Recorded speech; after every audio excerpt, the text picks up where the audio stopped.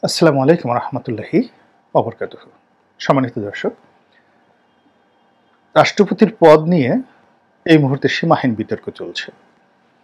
বিতর্ক চলছে সংবিধান নিয়ে, এবং বিতর্ক শুরু হয়েছে ডক্টর মোহাম্মদ ইউনূসের ভবিষ্যৎ নিয়ে। যারা আন্দোলনের পক্ষের লোক, তাদের এক নম্বর দাবি এবং এক নম্বর পরামর্শ হলো কাল বিলম্ব না করে রাষ্ট্রপতি পদে পরিবর্তন আনা। এখানে এই রাষ্ট্রপতির পদটি ডক্টর মোহাম্মদ ইউনূস নিজে এটি গ্রহণ করতে পারেন, অথবা তিনি তার পছন্দ মতো কাউকে দিতে পারেন। এটা এক পক্ষ বলার চেষ্টা করছেন। অপরপক্ষ বলার চেষ্টা করছেন যে যেহেতু এটি একটি গণ অভ্যুত্থানের ফসল, এখানে আসলে সংবিধান জরুরি নয়, প্রয়োজনই নেই।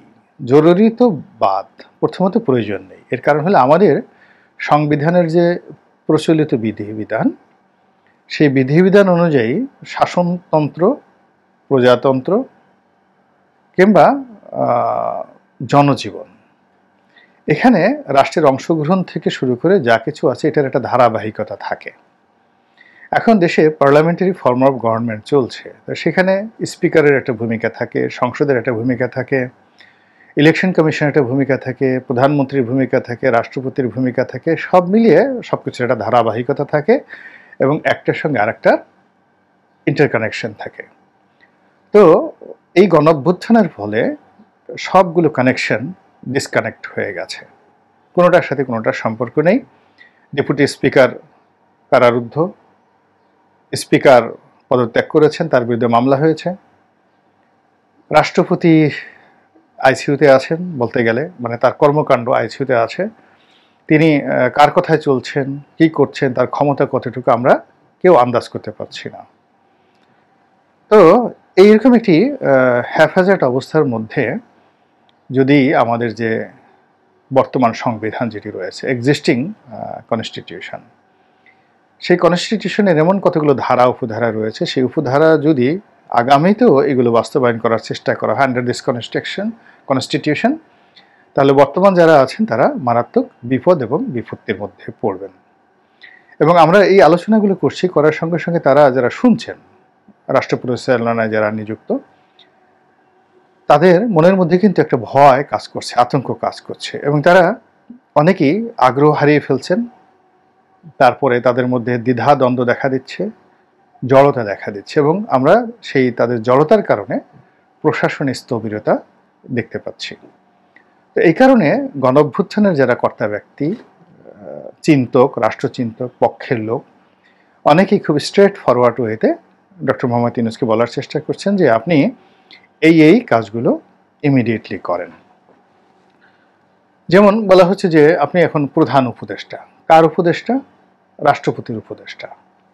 রাষ্ট্রপতিকে শেখ হাসিনার মনোনীত, বিশ্বস্ত, নিয়োগকৃত একজন ভদ্রলোক, এবং এই ভদ্রলোককে আপনি যতটা নির্বিষ মনে করছেন, যতটা ভদ্র মনে করছেন, এটি তিনি সময় মতো সেই ভদ্রতা দেখাতে পারবেন, এই আস্থা রাখাটা নিতান্তই নির্বুদ্ধিতা। এর কারণ হলো তার নিয়োগকর্তা বা আশেপাশের পরিবেশ, আন্তর্জাতিক পরিবেশ কখনো যদি তাকে কমপ্লাই করে কোনো গুরুতর সিদ্ধান্ত নেওয়ার জন্য, যেমন ধরুন তিনি পরিস্থিতির চাপে পড়ে শেখ হাসিনাকে পদচ্যুত করেছেন, তিনি পরিস্থিতির চাপে পড়ে পার্লামেন্ট ভেঙে দিয়েছেন, পরিস্থিতির চাপে পড়ে তিনি ডক্টর মোহাম্মদ ইউনূসের শপথ বাক্য পাঠ করিয়েছেন। তো একই মানুষকে যদি আবার সেই পরিস্থিতির মধ্যে ফেলে দেওয়া হয়, তাহলে তো তিনি ডক্টর মোহাম্মদ ইউনূসের বিরুদ্ধে সেই একই বক্তব্য, তিনি একই কর্মকাণ্ড তিনি করতে পারেন। তো সেই কারণে কি হচ্ছে যে এই পদটিকে ডক্টর মোহাম্মদ ইউনূসের একেবারে পূর্ণ নিয়ন্ত্রণের মধ্যে রাখতে হবে। এটি ইউনূস সাহেবের যারা আপনজন তাদের একেবারে এক নম্বর দাবি। 2 নম্বর দাবি হলো যে রাষ্ট্রীয় প্রোটোকল অনুযায়ী আপনি যখন প্রধানমন্ত্রী হবেন, মন্ত্রীদের প্রধান হবেন, তো সেক্ষেত্রে আপনাকে একটা পার্লামেন্ট থাকতে হবে। যদি আপনাকে প্রধানমন্ত্রী হিসেবে সরকার প্রধান হতে হয়, you must have a representation, public representation, যেটি এই মুহূর্তে নেই। তো কাজেই প্রধানমন্ত্রী যদি কেউ পরিচয় দিতে চান তাহলে তিনি দ্বিতীয় ক্যাটাগরির প্রোটোকল পাবেন আন্ডার দ্য প্রেসিডেন্ট, যেহেতু সংসদ নেই। তো এই অবস্থায় সারা দুনিয়াতে ডক্টর মোহাম্মদ ইউনূসের যে রাষ্ট্রীয় প্রোটোকল এটি সরকার প্রধান হিসেবে হবে না, এটি প্রেসিডেন্টের প্রধানমন্ত্রী হিসেবে হবে। এখন বলতে গেলে প্রেসিডেন্সিয়াল ফর্ম অফ গভর্নমেন্ট বলতে যা বোঝায়, আপনি চোখে মুখে যাই বলেন না কেন, ইমপ্লয়েড পাওয়ার বলতে রাষ্ট্রপতি শাহাবুদ্দিন চুপ্পু এখন সরকারের প্রধান হিসেবে, রাষ্ট্রের প্রধান হিসেবে সেই প্রেসিডেন্সিয়াল ফর্ম অফ গভর্নমেন্টের যে রাষ্ট্রপতি সেই ক্ষমতা তিনি ভোগ করছেন। পার্লামেন্ট নেই, জরুরি অবস্থা জারি করার ক্ষমতা তার, মার্শাল ল জারি করার ক্ষমতা তার, এবং যে কোনো ডক্টর ইউনূসকে তিনি যদি এখন বহিষ্কার করতে চান, সরকার ভেঙে দিতে চান, এমনকি সেনা প্রধানকে তিনি পদচ্যুত করতে চান, এটা তার জন্য একেবারে একটা চুটকির বিষয়, 1-2 বিষয়, একটা তুড়ি দিয়ে তিনি এই কাজটি এক মুহূর্তে করে ফেলতে পারেন। এবং যদি তিনি সেই কাজটি করে ফেলেন, আপনি আমি রাগারাগি করতে পারবো, গালাগাল করতে পারবো, কিন্তু রাষ্ট্রযন্ত্রকে কিন্তু রাষ্ট্রপতির কথা মতে চলতে হবে। কাজেই যখন পার্লামেন্ট চলে তখন রাষ্ট্রপতির যে পার্লামেন্টারি ফর্ম অফ গভর্নমেন্টে তার যে ক্ষমতা আর এখন যে ক্ষমতা, সেই ক্ষমতার সঙ্গে মানে কোনো অবস্থাতেই তুলনীয় নয়। তো এই জন্য সবাই বলার চেষ্টা করছেন যে এখন ডক্টর মোহাম্মদ ইউনূসকে রাষ্ট্রপতি হতে হবে যদি তাকে এই রাষ্ট্রটা পরিচালনা করতে হয়, অন্যথায় তিনি সব দিক থেকে ঝুঁকিতে থাকবেন।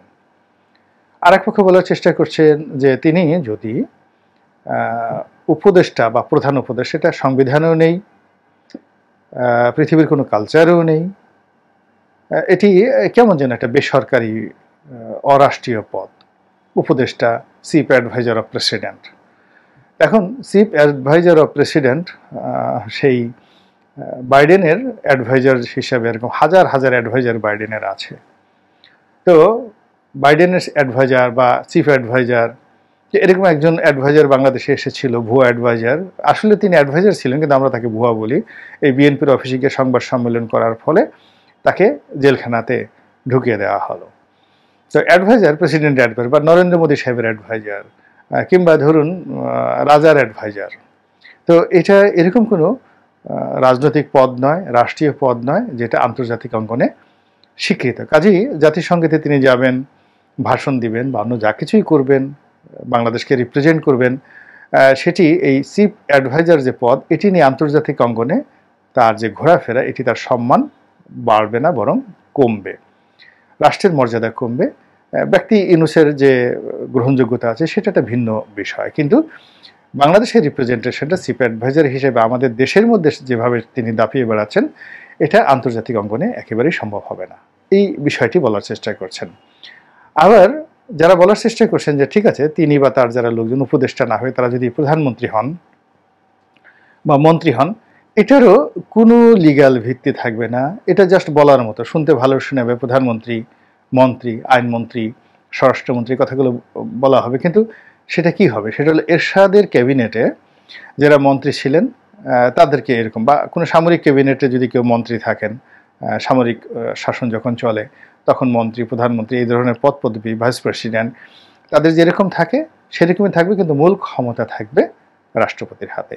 তো এরকম একটা জটিল যে অবস্থা তৈরি হয়ে গেল বাংলাদেশে, এই জটিল অবস্থাতে আসলে সাহস করে ডক্টর মোহাম্মদ ইউনূসকে কঠিন সিদ্ধান্ত নিতে হবে, যেহেতু তিনি একটা জায়গাতে বসে গেছেন এবং তিনি ইচ্ছা করলে এখান থেকে বেরোতে পারবেন না, কারণ এই ক্ষমতার যে চেয়ারটি, এটি ওয়ান ওয়ে ট্রাফিক। এই জায়গাতে একবার কেউ বসলে তাকে এখান থেকে সহজে ছাড় দেওয়া হয় না, কখনোই ছাড় দেওয়া হয় না। তো পিসফুল ট্রানজিশন অফ পাওয়ার এটি সাধারণত খুব কম হয়। তো কাজেই তাকে টিকে থাকতে হবে, এবং টিকে থাকার জন্য তাকে যথেষ্ট প্রজ্ঞা নিয়ে, সাহস নিয়ে, মেধা নিয়ে, দক্ষতা নিয়ে, এবং অনেকটা বলা হয় অ্যারোগেন্সি, নেপোলিয়ন বোনাপার্টের মতো, যেভাবে নেপোলিয়ন বোনাপার্ট ফরাসি বিপ্লবের পর পার্লামেন্টের মধ্যে গেলেন এবং তিনি বললেন যে আমি সম্রাট।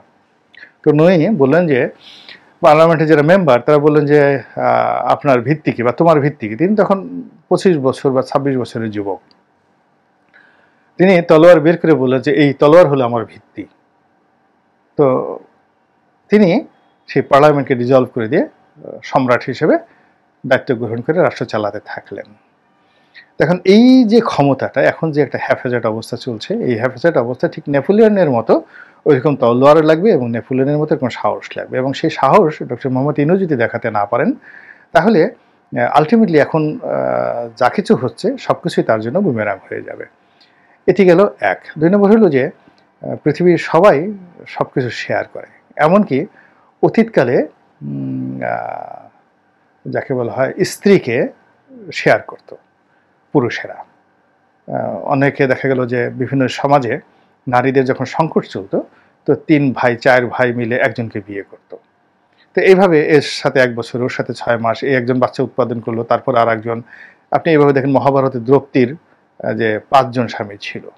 এখনো কোনো কোনো রাষ্ট্রে, কোনো কোনো সম্প্রদায়ের মধ্যে এই বউ ভাগ করার বিধান আছে, কিন্তু সিংহাসন ভাগ করার, ক্ষমতা ভাগাভাগি করার নজির কোথাও নেই।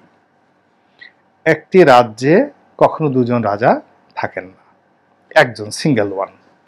তো সেক্ষেত্রে ডক্টর মোহাম্মদ ইউনূসের যে ক্ষমতা, এটি হতে হবে অ্যাবসলিউট পাওয়ার।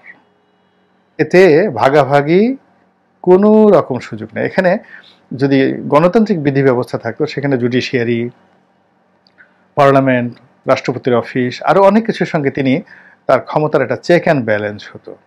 কিন্তু ক্ষমতা প্রয়োগের ক্ষেত্রে তার যে অ্যাবসলিউট পাওয়ার এবং অ্যাবিলিটি, দুটো যদি না থাকে, তিনি এখানে সাস্টেন করতে পারবেন না। তো সেই দিক থেকে এই যে জনগণ যা বলছে এই বিষয়গুলো নিয়ে তিনি বা রাষ্ট্রপতি তো বসে নেই, ডক্টর মোহাম্মদ ইউনূসও বসে নেই। এখন কে এই দৌড়, এই যে ক্ষমতার যে দৌড়, এই দৌড়ে কে প্রথম হবেন এবং কে আগে পৌঁছাবেন, সেটার উপরেই এই জাতির ভবিষ্যৎ নির্ভর করছে।